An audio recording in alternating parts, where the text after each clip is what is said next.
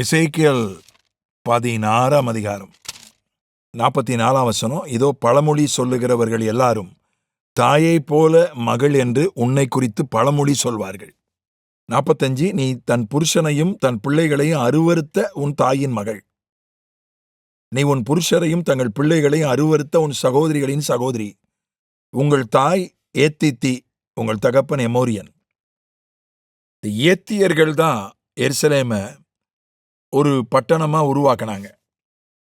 ஏன்னா கட்டாத பட்டணங்களில் நீ குடியிருப்பாய். ஏத்தியர்களை துரத்தி அந்த எருசலேம் பட்டணத்தை ஆண்டவர் தம்முடைய ஜனங்களுக்கு கொடுத்தார். ஆனாலும் அந்த பட்டணத்தை உருவாக்கினது ஏத்தியர்கள் தானே. அந்த வாசனை கொஞ்சம் அடிக்கிறதுக்கு வாய்ப்பு இருக்கு. அதனாலதான் அந்த வாசனை அடிச்சிடுச்சு யூத ஜனங்களுக்கு. தாயை போல பிள்ளை, தாயை போல மகள் என்ற பழமொழி உன்னை குறித்து சொல்வார்கள். நம்ம ஊர்லயும் அந்த பழமொழி இருக்கு, தாயை போல பிள்ளை நூலை போல சேலன். பொதுவா பொண்ணு பார்க்க போகும்போது தாயை பத்தி விசாரிப்பாங்க, தாய் எப்படிப்பட்டவள்னு விசாரிப்பாங்க. தாயை போல பிள்ளை அப்படின்றது சரியான பழமொழியா அப்படின்னு ஒரு கேள்வி அவங்க முன்னால வைக்கிறேன். அது 2 நாளாகவும் 22 அதிகாரத்துல ஒரு சம்பவத்தை பார்க்குறோம். அது ஒரு கேஸ் ஸ்டடியாக நம்ம எடுக்கலாம். அங்கே அத்தாலியாள்னு ஒரு பெண்ணை பார்க்குறோம். 2 நாளாகவும் 22:10. அந்த அத்தாலியாள் என்ன செஞ்சா, அவள் ஒரு ராணி, ஒரு கணவர் இறந்த பிறகு மகன் ராஜாவானா. அவள் யோராம்னு ஒரு ராஜாவுடைய மனைவி அத்தாலியாள். அத்தாலியாள் யாருன்னா ஏசபேலுடைய மகள். 2 நாளாகவும் 21:6 சொல்லுகிறது, அவன் யோராம் இஸ்ரவேல் ராஜாக்களின் வழியிலே நடந்து ஆகாபின் வீட்டார் செய்தது போல செய்தான். ஆகாபின் குமாரத்தி அவனுக்கு மனைவியாயிருந்தாள். ஆகாபின் குமாரத்தினா அவதான் அத்தாலியாள். இந்த அத்தாலியாள் 2 நாளாகவும் 22:2 அகசியா ராஜாவாகிற போது 22 வயதாயிருந்து 1 வருஷம் எருசலேமில் அரசாண்டான். ஒம்ரியின் குமாரத்தி ஆகிய அவன் தாயின் பேர் அத்தாலியாள். இந்த ஆகாப் குடும்பத்தை சார்ந்தவள் இந்த அத்தாலியாள். ஏசபேல் ஒரு தாய் முறை வரணும். இந்த அத்தாலியால் யாரும் ஏசபேலே செய்யாததை செய்தாள். ஏசபேலு தன்னுடைய கணவன் ஆகாப்பை தன்னுடைய கைப்பாவையாய் ஆக்கி கொண்டு நாட்டையே விக்கிரக ஆராதனை கூடமாய் மாற்றினாள். ஊழியக்காரர்களை எல்லாம் கொலை செய்தாள். ஆனா இந்த அத்தாலியால் தன்னுடைய குடும்பத்தின் சொந்த வாரிசுகளை எல்லாம் கொலை செய்தாள். மகன் அகசியா இறந்துட்டான். சின்ன வயசுல ராஜாவாகி 1 வருஷத்துல இறந்துட்டான் யுத்தத்துல. அடுத்து ராஜாவாகிறதுக்கு யாரும் ஆயத்தமா இல்லை. அந்த அளவுக்கு தகுதியா யாரும் இல்லை. இருக்காங்க வாரிசுகள், வயசு இல்லை, பலம் இல்லை. அவள் எல்லா வாரிசுகளையும் கொன்று விட்டாள். தன்னுடைய மகன் முறை, தன்னுடைய பேரப்பிள்ளைகள் எல்லாரையும் கொன்று விட்டாள். தன்னுடைய சொந்த குடும்பத்து தன்னுடைய வாரிசுகளையே கொன்றுவிட்டு அவள் ராணியாக மாறிவிட்டாள் அத்தாலியாள். 10 வசனம் 2 நாளாகவும் 22:10 அகசியாவின் தாயாகிய அத்தாலியால் தன் குமாரன் இறந்து போனதை கண்டபோது அவள் எழும்பி யூதா குடும்பத்தில் உள்ள ராஜவம்சமான யாவரையும் சங்காரம் பண்ணினாள். 12 வசனத்தினுடைய கடைசி பகுதி சொல்கிறது, அத்தாலியால் தேசத்தின் மேல் ராஜ்யபாரம் பண்ணினாள். பதவி ஆசையில தன் சொந்த பிள்ளைகளையே, தன் சொந்த பேரப்பிள்ளைகள் பிள்ளைகள் எல்லாரையும் கொலை பண்ணிட்டாள். அத்தாலியால் பாருங்க, தாயை போல இருந்தாள், ஏசபேலை போல. ஏசபேல் புதிய ஏற்பாட்டிலும் சொல்லப்பட்டிருக்கிறது.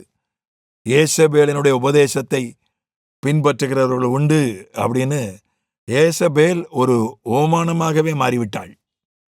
வெளிப்படுத்தின விசேஷத்திலே சபையில சொல்லும் பொழுது ஏசபேலின் உபதேசம் என்று வருகிறது.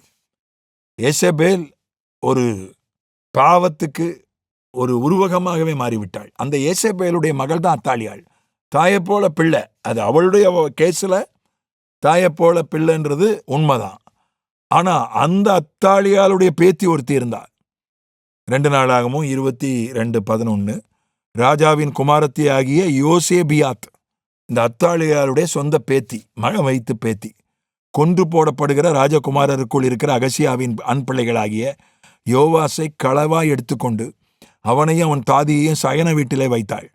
அப்படியே அத்தாலியால் அவனை கொன்று போடாதபடிக்கு ராஜாவாகிய யோராமின் குமாரத்தையும் ஆசாரியனாகிய யோயுதாவின் பெண்ஜாதியுமாகிய யோசேபியாத் அவனை ஒளித்து வைத்தாள். அவள் அகசியாவின் சகோதரியாயிருந்தாள். இந்த யோசேபியாத் அத்தாலியாளுடைய சொந்த பேத்தி, அதே போல ஏசபேலுடைய சொந்த கொள்ளு பேத்தி. ஆனா ஏசபேலுடைய குணமும் அவளுக்கு இல்லை, அத்தாலியாளுடைய குணமும் இல்லை. அத்தாலியால கண்ணால பார்த்து வளர்ந்தவள். ஒருவேளை அத்தாலியால் கூட இவளை வளர்த்திருப்பா. ஆனா அந்த புத்தி அவளுக்கு வரவே இல்லை. அவள் எல்லாரையும் கொலை செய்தாள். இவள் ஒரு வாரிசை, தன்னுடைய தம்பியை எடுத்து ஒளித்து வைத்தாள். ஒளித்து வைத்து அவனை பிற்காலத்திலே ராஜாவாக்கி அத்தாலியலை அழிப்பதற்கு அவள் ஒரு பெரிய கருவியாய் கர்த்தரால் பயன்படுத்தப்பட்டாள். அத்தாலியால் விஷயத்துல தாயை போல பிள்ளைன்றது உண்மை. ஆனா யோசேபியாத் விஷயத்துல தாயை போல பிள்ளை என்பது உண்மை இல்லை. அது பொய்த்து விட்டது. அதனால நாம் எப்பவுமே எதையும் ஜெனரலைஸ் பண்ணக்கூடாது. அந்த ஊருக்காரங்களா அவனுங்க அப்படிதான், இந்த மொழி பேசுறவனுங்களா, இப்ப பாருங்க வடக்கன்ஸ் போட்டு மீடியாவில், சோசியல் மீடியாவில் என்னமோ அவங்கெல்லாம் ஏமாத்துற மாதிரி நம்மளை சிலர் அந்த ஆன்லைன் ஃப்ராடு, அந்த ஆன்லைனில் ஏமாத்துறவங்க, சைபர் கிரைம் பண்ணுறவங்க வட இந்தியர்களும் அதில் இருக்காங்க. அதில் இல்லைன்னு சொல்லலை. வட இந்தியாவிலேருந்து இங்கே செயின் ஆத்துட்டு போகிறான், வட இந்தியாவில் ஏடிஎம்ஐ உடைக்கிறான். அப்போ வட இந்தியாக்காரெல்லாம் என்னமோ எல்லாம் கொலைகாரன், ஏமாத்துக்கார மாதிரி ஒரு அபிப்பிராயம் சிலருக்கு இருக்கு. அது ரொம்ப மோசமான ஒரு மனப்பாங்கு. மீடியாவில் வடக்கன்ஸ் அப்படின்னு போட்டு அவங்கள அப்படி முத்திர குத்துறாங்க. அது தவறு, அப்படி அல்ல. எவ்வளோ ஏழைகள் 1300 ரூபா சம்பளம் வாங்கி 300 ரூபா தான் கொடுக்குறாங்க. கரும்பு அறுப்பதற்கு ஒரு சம்பவத்தை படித்தேன் நான் மீடியாவில். கரும்பு அறுப்பதற்கு 1300 ரூபா சம்பளம். 1300 ரூபா சம்பளம் புரோக்கர் வாங்கிக்கிட்டு 300 ரூபா தான், 1000 ரூபா எடுத்துக்கிறான் புரோக்கர், 300 ரூபா கொடுக்குறான். அது வட இந்திய மக்களுக்கு. வட இந்திய தொழிலாளர்களை பல இடங்களில் பலர் ஏமாத்துறாங்க. பெரும் சம்பளத்தை அவங்க எடுத்துக்கிட்டு கொஞ்சம் சம்பளத்தை இவங்களுக்கு கொடுக்குறாங்க. அப்பாவிகள் நிறைய இருக்காங்க. நான் 5 ஆண்டுகள் வட இந்தியாவில் இருந்திருக்கிறேன். அநேகர் அப்பாவிகள் தான். அவங்கள அப்படி நினைக்கக்கூடாது. சிலர், அவர்களிலே சிலர் அப்படி இருக்கலாம். ஏன் நம்ம ஊர்லேயும் இருந்து ஒரு கூட்டம் இருக்கு. நம்ம ஊர்லேயும் ஒரு குறிப்பிட்ட பட்டணத்தில் ஒரு குறிப்பிட்ட பகுதி இருக்கு. அத்தனை பேரும் அங்கே நிறைய பேர், அத்தனை பேர்னு சொல்லக்கூடாது அந்த பகுதியை. அதில் அநேகர் போய் வட இந்தியாவில் போய் திருடிட்டு வர்றவங்க, அடுத்த மாநிலத்தை போய் இங்கேயே இருக்காங்க. அங்கேருந்து இங்கே திருடுறவனும் இருக்கிறான், இங்கேருந்து அங்கே போய் திருடுறவனும் இருக்கிறான். அதனால் அதுக்காக தமிழெல்லாம் திருடன்னு சொல்லிட முடியுமா? முடியாது. அதனால் ஒரு ஜெனரலைஸ் பண்ணக்கூடாது.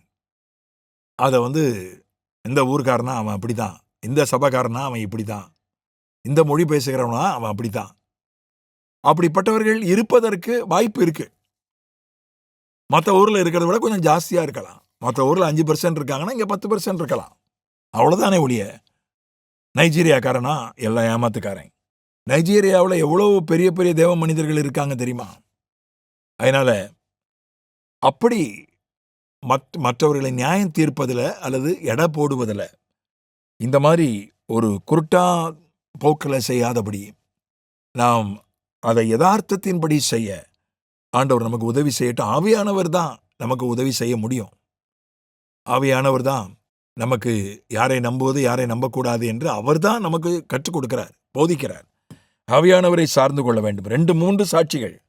ஒருத்தன் தப்பானவன்னா 2-3 சாட்சிகள் அதுக்கு வேணும், சொல்லணும். ஆமாம், நான் கண்ணா பார்த்தேன், ஏன் நான் கேட்டேன், அவங்க தப்பானவங்க தான்.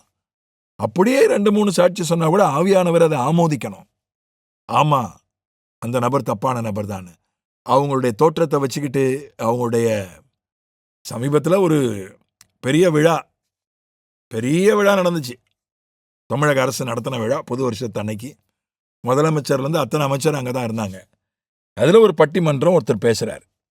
அவர் என்ன பேசுகிறார்? பெண்களே பற்ற வைக்கிறவர்கள், ஆண்கள் அதை அணைக்கிறவர்கள் அப்படின்னு பேசிட்டார். அப்புறம் அந்த பட்டிமன்றத்தின் தலைவர் அதை கண்டித்தார். அப்புறம் அடுத்து வந்த பெண் பேச்சாளரும் அதை கண்டித்தார்.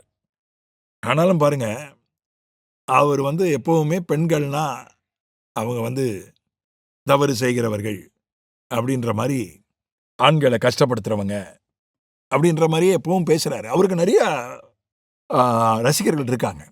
அது தப்பான ஒரு அபிப்பிராயம். பெண்கள்னாலே அவங்க இப்படித்தான், அப்படி இல்லை. சில பெண்களுக்கு சில குறைகள் இருக்கலாம். அதுக்காக எல்லா பெண்களும் அப்படின்னு நம்ம சொல்லக்கூடாது. அதனால இந்த ஒரு ப்ரீஜுடைஸ்ன்னு சொல்லுவாங்க, ப்ரீகன்சீவ்டு ஐடியாஸ், முன்னதாகவே நம்முடைய மனதில் ஒன்றை சரியாக ஆராயாமல், சரியாக புரியாமல் நாமாவே ஒரு அபிப்பிராயத்தை ஏற்படுத்திக் கொள்வது அது ஆபத்தானது. அதிலிருந்து கர்த்தர் நமக்கு விடுதலை கொடுப்பாராக. ஆமென்.